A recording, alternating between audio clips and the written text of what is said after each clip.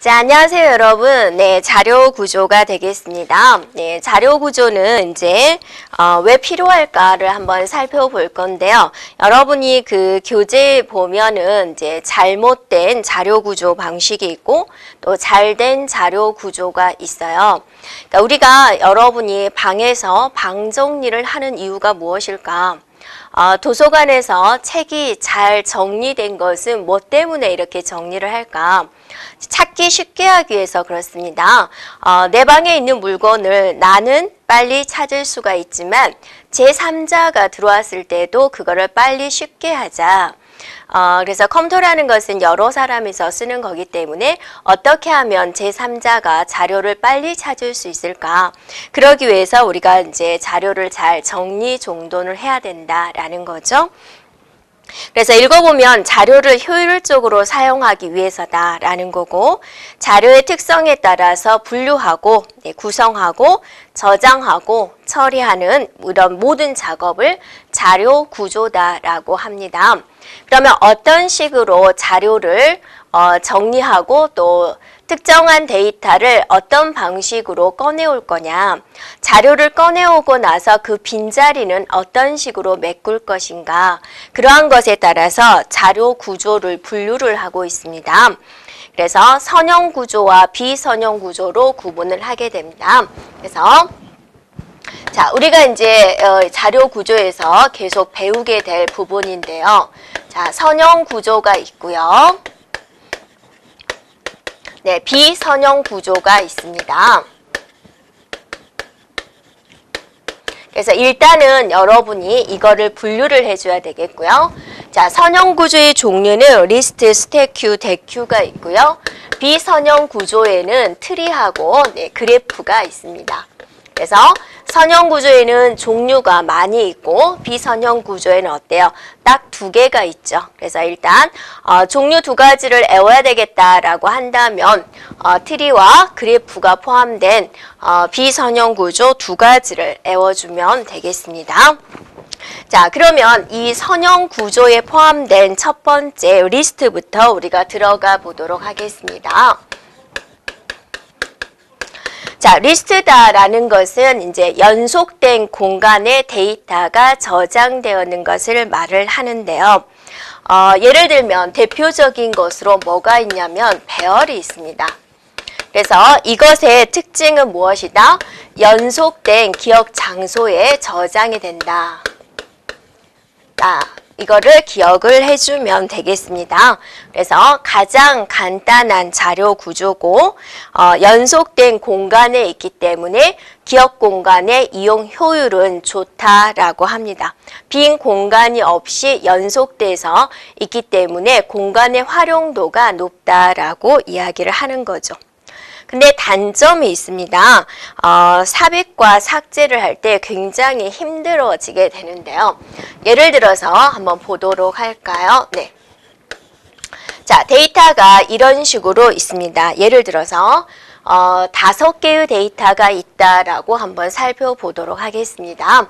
그래서 1번, 2번, 3번, 4번, 5번 이 5개의 데이터가 있어서 이 속에 이러한 자료들이 저장이 되어 있습니다.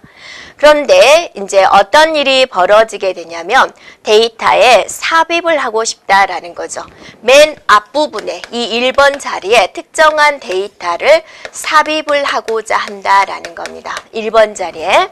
그러면 얘네들은 어떠세요? 중간에 데이터를 집어넣어야 되기 때문에 얘네들이 다 자료 이동이 이루어져야지 되죠. 그래서 자, 이렇게 5개의 방이 있는데 여기 특정한 데이터가 삽입이 하려면 얘네들이 다 1번, 2번, 3번, 4번 이죠? 마지막 5번째 이렇게 데이터 이동이 있어야 된다라는 거죠. 네, 그래서 데이터가 5개 있었다라는 거죠. 예를 들어서 데이터가 5개 있었을 때 몇 번 이동이 일어났어요? 5번의 이동이 일어났다라는 거죠. 네, 그러면 여러분이 별거 아니에요 이렇게 생각할 수가 있겠지만 우리가 다루는 데이터는 5개가 아니죠. 그러니까 우리 학교 전체 학생 수가 될 수 있고 한 학교의 전체 학생 수가 될 수가 있죠. 그러면 막 몇천 명이 되는데 예를 들어서 1000개의 데이터를 이동을 해야 된다라고 한다면 굉장히 힘들어집니다. 자, 이렇게 삽입이 일어날 경우 최악의 경우가 되겠죠.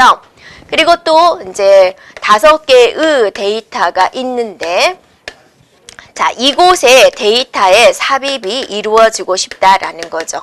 이렇게. 그러면 몇 번의 이동만 있으면 되죠? 그래서 맨 마지막에 있는 데이터만 이렇게 이동을 해서 공간 확보를 하면 데이터가 이렇게 들어올 수 있겠군요. 라는 거죠. 이렇게요. 네, 이거는 몇 번의 이동이 들어왔어요? 한 번의 이동이 들어왔다라는 거죠. 됐나요? 그래서 최악의 경우는 데이터가 n개라면 네, 가장 안 좋을 때는 n번의 이동이 있겠고 네, 가장 운이 좋을 때는 한 번의 이동이 있겠죠. 그러면 자, 평균적으로 배열에서 데이터 이동은 삽입을 할 때 몇 번의 이동이 있나요? 라고 물어볼 수가 있겠죠. 2분의 n 플러스 1번의 자료의 이동이 있겠다라고 우리가 살펴볼 수 있겠습니다.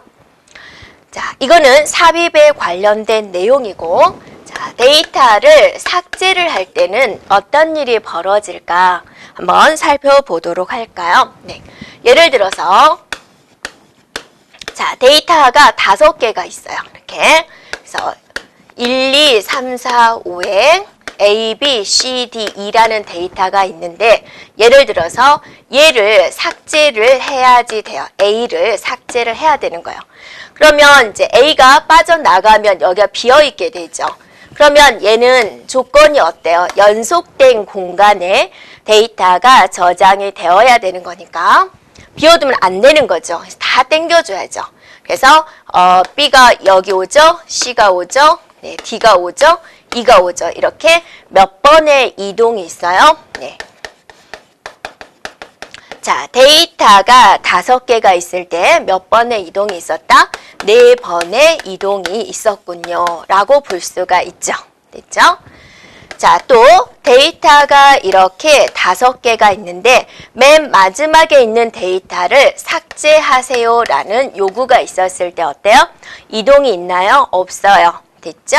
데이터가 5개일 때 4번의 이동이 있었으니까 데이터가 n개가 있다. 그러면 n-1번의 이동이 있겠군요. 라고 우리가 볼 수가 있겠죠. 그래서 삭제를 할 때 데이터의 평균 이동 횟수는 그랬어요.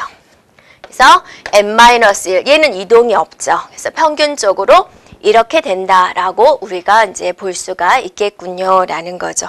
되었나요? 자, 그것에 대한 내용이 이제 이렇게 쭉 나와 있습니다. 또 여러분이 이렇게 생각을 해보세요. 자, 우리 반이 단체로 영화 관람을 하기로 했어요. 우리 반이 60명이에요. 그런데 차곡차곡 여기에 다 앉아야지 되는 거예요. 그래서 1번, 2번, 3번, 4번 해가지고 이렇게 앉고 여기서 11번, 12번 이런 식으로 이제 쭉 앉았다라는 거죠. 근데 이제 중간에 23번 학생이 없는 거예요. 그럼 21번, 22번, 23번 비워두지 못하는 거죠. 그럼 24번 이런 식으로 앉는 거죠. 이렇게 해가지고 100명의 학생들이 그죠? 100명. 자, 아까 60명이라 그랬죠. 네. 자, 60명의 학생들이 이렇게 쭈루루 앉았다라는 거죠. 그런데 이제 드디어 23번 학생이 왔네요. 자기 자리에 앉아야 되겠다라는 거죠. 그러면 이 24번부터 60번까지가 다 뒤로 하나씩 밀려나고 23번을 여기다가 앉힐 수 있다라는 거죠. 자, 이런 식으로 운영되는 게 바로 배열 구조가 됩니다. 그래서 배열 구조의 가장 큰 단점은 삽입 삭제가 힘들다라는 거죠. 좋은 점은 무엇이었죠? 네, 연속된 공간에 있기 때문에 기억 장소의 이용 효율은 좋다라고 이야기를 합니다. 자, 배열의 종류는요. 1차원 배열이 있고 또 2차원 배열이 있습니다. 자, 1차원 배열은 이제 이런 식으로 이루어지는 거죠. 그래서 우리가 표현을 할 때 A의 첫 번째 방이군요. 이렇게 표현을 합니다. 자, 자, 근데 첨자가 0으로 시작할 때도 있고 1로 시작할 때도 있어요. 이거는 이제 프로그램 언어마다 다르는데 우리가 배우게 될 C 언어라든지 자바 언어는 첨자를 0부터 시작을 하고 있습니다. 그래서 A의 0번째 방, A의 첫 번째 방, A의 두 번째 방 이런 식으로 표현을 하게 되는 거죠. 그랬을 때 여기를 대표적인 배열명이다 라고 이야기를 하게 되고 자, 이 부분을 뭐라고 이야기를 하냐면 첨자다 라고 이야기를 해주게 되는 거죠. 네. 자, 이런 식으로 이루어지고요. 2차원 배열이다 라고 한다면 자, 우리가 이렇게 행과 열로 이루어진 배열을 말을 하게 되는데요. 자, 이렇게 되어 있다 라고 가정을 하겠습니다. 그러면 얘는 어떻게 되죠? 영행이다. 하나의 행이다 라는 거죠. 자, 얘는요, 1행이다 라는 거죠. 이렇게. 자, 얘는요, 2행이다 라는 거죠. 이렇게 표현을 하게 되는 것이고요. 얘는 우리가 열이다 라고 이야기를 합니다. 그래서 얘는 0열이다. 얘는 1열이다. 2열이다. 네, 3열이다. 이렇게 말을 하게 되는 거죠. 그러면 여기를 지칭을 할 때 어떻게 말하겠습니까?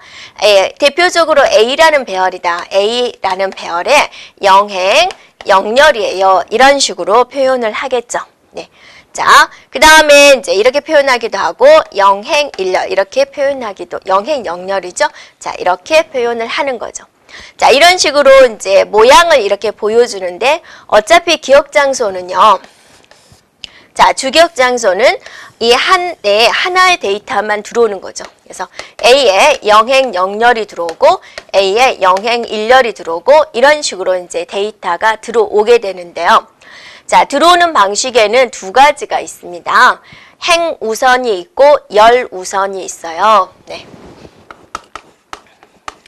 자, 행 우선이라는 것은 영행에 있는 것을 모두 들어오게 하고 그 다음에 1행에 있는 것을 모두 들어오게 하고 그 다음에 2행에 있는 것을 모두 들어오게 하는 이런 순서대로 들어오게 하는 거예요. 그럼 이 배열에 있어서 한번 행 우선으로 했을 때 이런 주기억 장치에 어떤 순서대로 들어갈까 한번 적어 볼까요? 그래서 A에 영행, 영열 그 다음은요 영행, 1열 그 다음 영행, 2열 그 다음에 영행, 3열 그 다음에 계속 이어지는 거죠. 그 다음에 이제 영행이 다 됐죠. 그러면 비로소 행을 바꾸는 거죠. 1행 0열, 1행 1열, 1행 2열, 1행 3열 이런 식으로 주기억장치에 차곡차곡 들어오는 방식이 행 우선이 되는 것이고요. 자, 열 우선 방식으로 배열을 넣겠다. 그러면 자, 0열에 있는 데이터를 모두 집어넣고 그 다음에 1열에 있는 데이터, 네, 그 다음에 2열에 있는 데이터 이런 식으로 집어넣는 것을 말을 하게 됩니다. 그러면 이제 이거 같은 경우는 이게 주기억장치다라고 한다면 어떻게 집어넣겠습니까? 이렇게 집어넣는 거죠. 그래서 A에 영행 0열이 들어오고 그 다음은요 1행 0열이 들어오고 2행 0열이 들어오고 열을 0열인 것을 모두 집어넣었죠.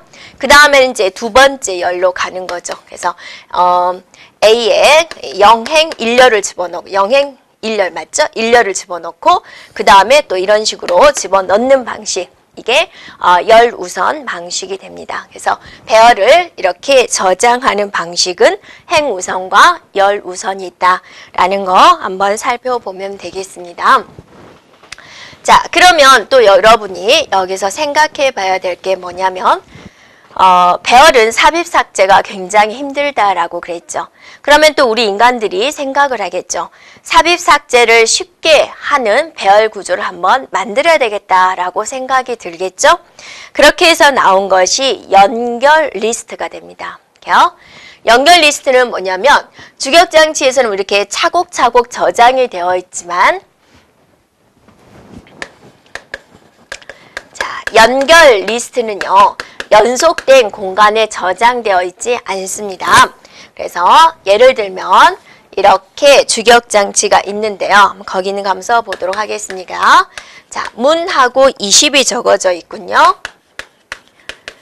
0하고 아무것도 저장이 안 되어 있군요.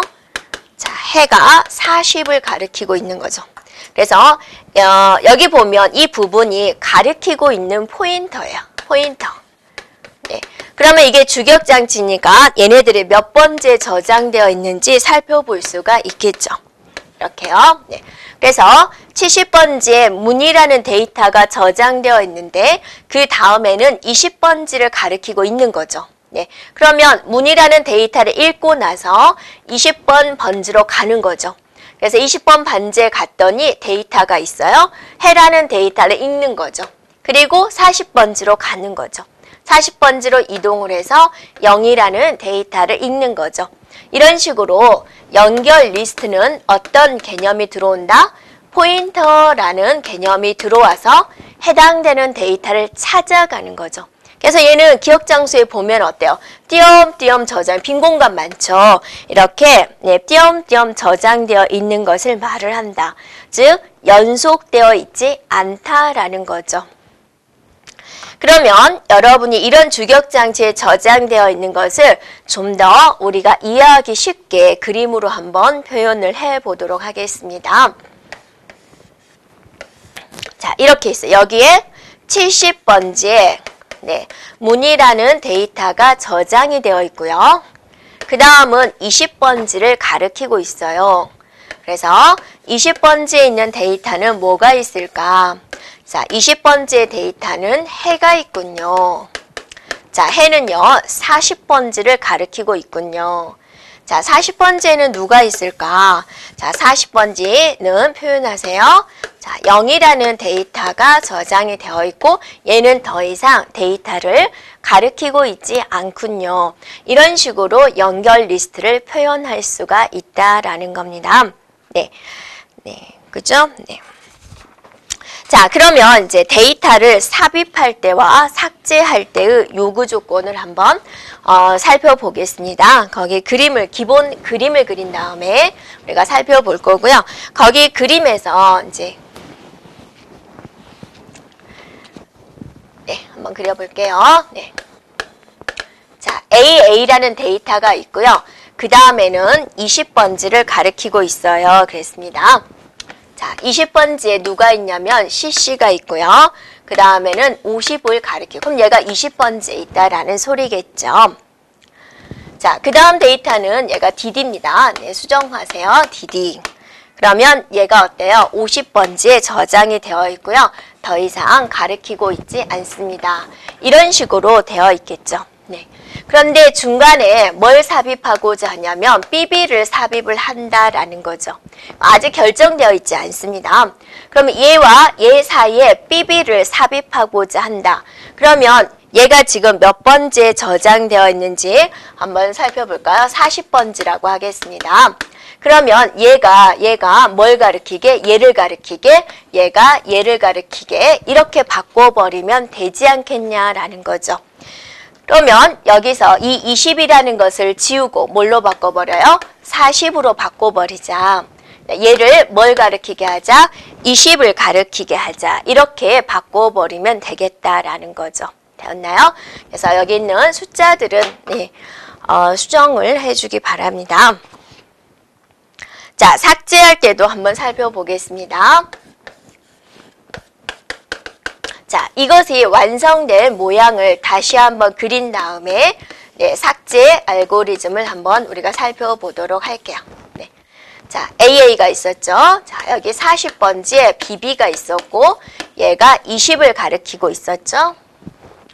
자, 20번지에 CC가 있었고 50을 가리키고 있습니다. 자, 50번지에 DD가 있고 아무것도 안 가리키고 있죠. 이렇게 지금 되어 있는 거죠. 맞나요? 네. 여기가 40을 가리키고 있죠. 이렇게 되어 있죠. 자, 여기서 뭐를 삭제하겠다. 자, 이거를 삭제하겠습니다. 라는 거예요. 네. 그러면 얘가 지워지면 얘가 뭘 가리키면 되는 거예요? 얘를 가리키면 되는 거죠. 그래서 이 포인터가 이렇게 가리키면 되는 거죠. 그럼 이 40을 지우고 뭘로 바꿔주면 돼요? 20으로 바꿔주는 거죠. 이렇게. 그리고 이제 여기 연결을 끊어버리는 거죠. 이렇게 하면 간단히 삭제가 되는 겁니다. 그래서 이 연결 리스트의 가장 큰 장점은 뭐가 좋다? 네, 삭제, 삽입이 편리하다라는 거죠.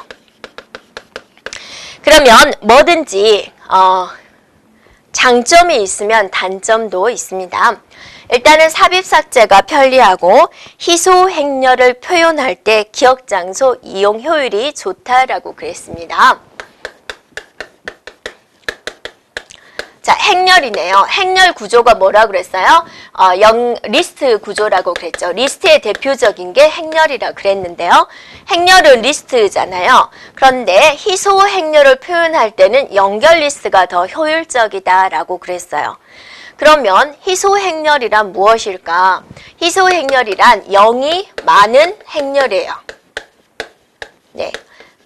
네, 예를 들어서 우리가 이런 행렬을 보는데요. 보통은 1, 2, 3, 3, 4, 1, 2, 3, 3, 2 이런 식으로 되어 있는 게 일반적인 행렬이죠. 그런데 이거를 이런 데이터가 1, 2, 1 해가지고 나머지는 다 0인 거예요. 이렇게 이런 걸 표현할 때는 이제 연결 리스트를 표현하는 게 좋겠다. 이 0이라는 것은 이제 어떤 의미가 있냐면 값이 없다라는 의미가 있기 때문에 이거를 일반 행렬로 표현하려면 9개의 방이 필요하지만 얘는 이제 이런 것들만 표현을 하게 되어서 3개의 방이면 되겠다라는 거죠. 그래서 이런 식으로 표현을 할 때 사용한다라는 거죠. 그러면 이제 여러분이 봤을 때 단점은 뭐겠습니까? 자, 찾아가는데 힘들죠. 네.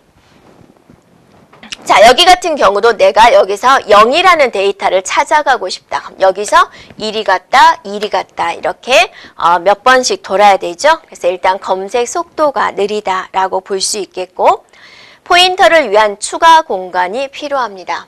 그래서 리스트 구조 같은 경우는 그냥 이 안에 주격장, 이 안에 이 하나의 공간을 데이터로 그냥 다 쓰는 거예요.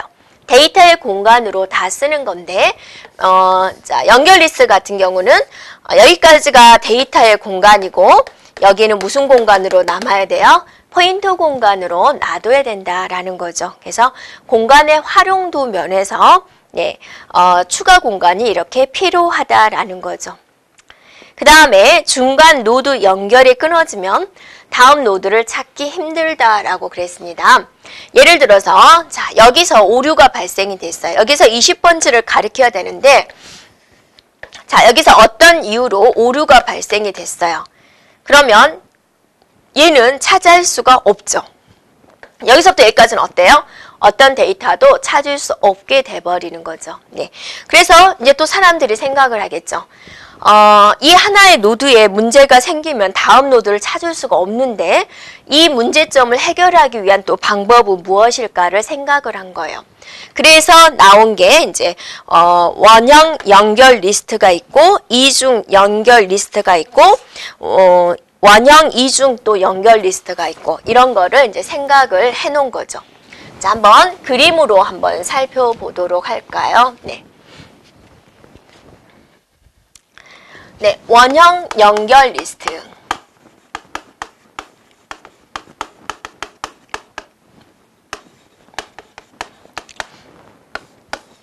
자, 이렇게 있는데, 자, 일반 리스트는 이렇게 되어 있다, 그죠? 무조건 다음 노드만 이렇게 가리키고 있다라는 거죠.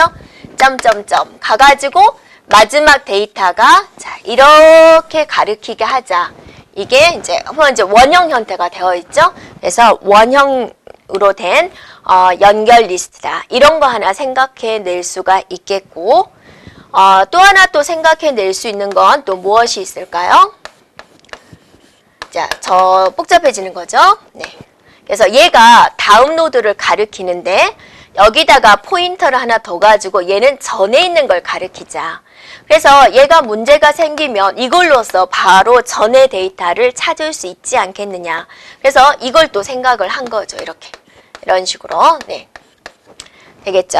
네. 이게 이중 연결 리스트가 됩니다. 네. 자, 이게 이중 연결 리스트. 자, 이거랑 이걸 합하면 뭐가 되겠습니까? 네. 이중 원형 네, 연결 리스트. 이름도 점점 길어지는 거죠. 네. 그래서 얘도 자, 한번 그림을 그려본다면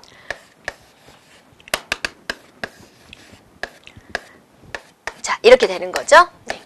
이렇게 가르치고 이렇게 가르치고 이렇게 가르치고 이렇게 가르치고 그래서 얘도 어떠세요? 이렇게 가르치고 그죠?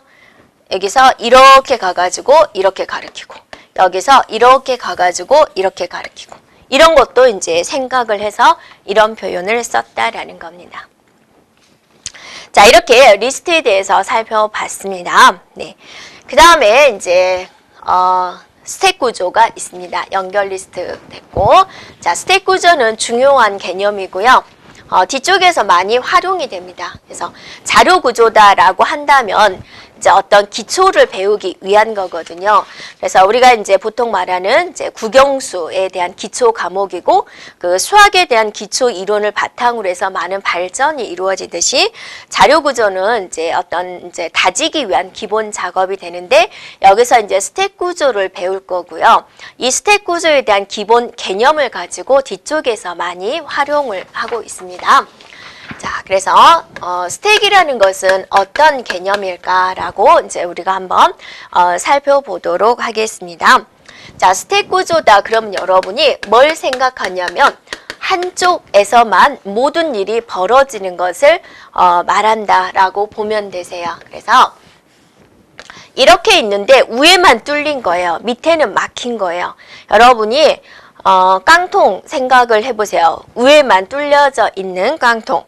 그렇죠? 네. 그래서, 여기다가 이제 데이터를 하나씩 집어 넣는 거예요. 이 크기만큼의 데이터를 집어 넣는 거예요. 그래서 A라는 데이터를 집어 넣었어요. 그러면 여기에 A가 꽉 차게 쌓이겠죠. 자, B라는 데이터를 집어 넣었어요. 그러면 또 여기에 또 쌓이겠죠. 자, C라는 데이터를 집어 넣었어요. 네. 그럼 또 쌓이겠죠. 자, 들어가는 순서 A 넣고요, B 넣고요, C 넣었어요. 됐죠? 자, 꺼내볼까요? 네. 꺼낼 때 뭐부터 나와줘야 되죠? 가장 위에 것이 나와줘야 되죠. 그래서 C, B, A 순서 1번, 2번, 3번 순서 이렇게 들어올 수 있죠. 나올 수 있죠?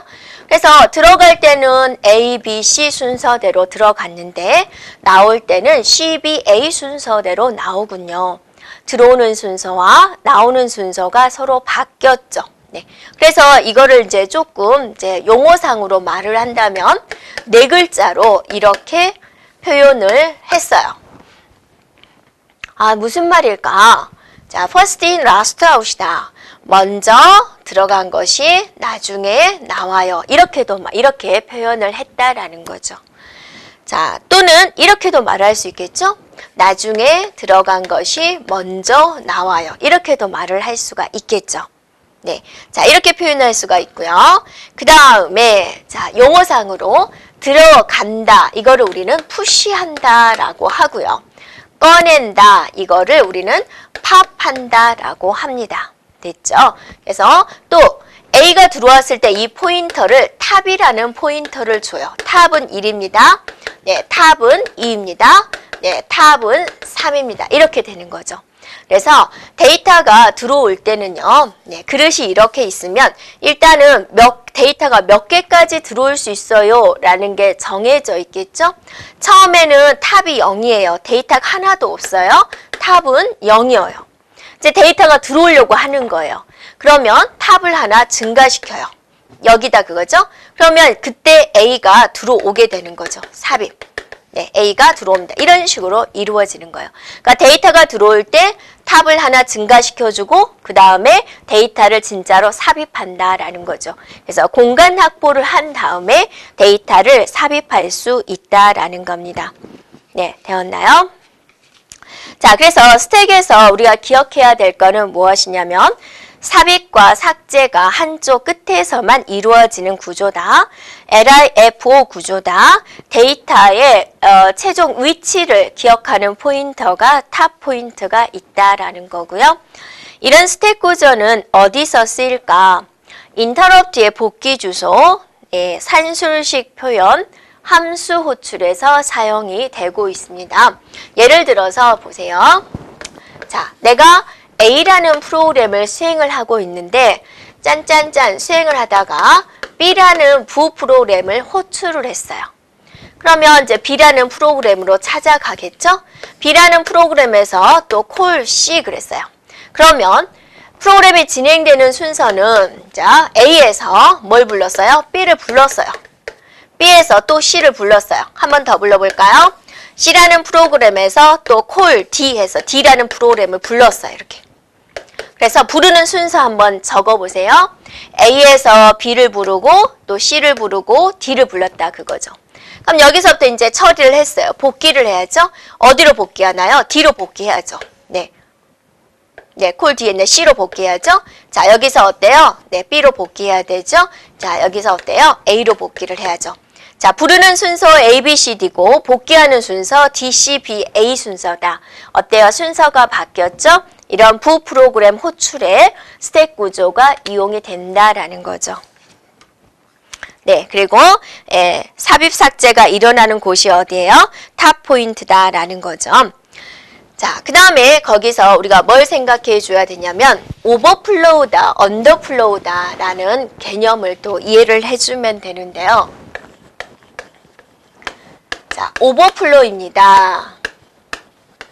자, 언더플로우입니다 라고 하는데 오버플로우는 넘친다라는 거예요. 자료가 넘쳐요. 그래서 어쩔 때 자료가 넘쳐요. 삭제를 하고 있는데 자료가 넘치나요? 그러지 않죠. 데이터를 뭐 할 때 넘친다? 삽입과 관련이 되는 거죠. 오버플로우는 넘치는 거. 언더플로우는 부족한 거예요. 그래서 얘는 삭제와 관련이 되는 거예요. 그러니까 데이터가 이렇게 있는데 데이터가 5개밖에 못 들어와요. 이 그릇에는 데이터가 5개밖에 못 들어오는 거예요. 그래서 하나, 둘, 셋, 넷, 5개 다 찼어요. 그런데 또 어떤 데이터가 들어오려고 애를 쓴대요. 들어올 수 있어요? 없어요? 없어요. 그럼 들어올 수 없어요 라고 알려줘야 되겠죠? 이 공간은 다 찼어요. 더 이상 들어올 수 없어요. 뭐라고 말을 해줘요? 오버플로우예요 라고 알려주는 거죠. 네. 자, 그 다음에 스택 구조가 이제 텅 비어 있어요. 텅 비어 있을 때 탑이 얼마죠? 0이에요. 그런데 텅 비어 있는데 데이터를 삭제하래요. 삭제.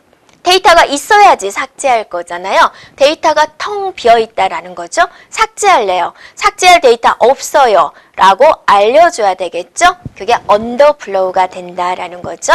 네, 그래서 탑은 0일 때 언더플로우가 일어나게 됩니다. 자, 세부적인 알고리즘은 이제 다음 챕터에서 진행하도록 하겠습니다. 자, 여러분 수고하셨습니다.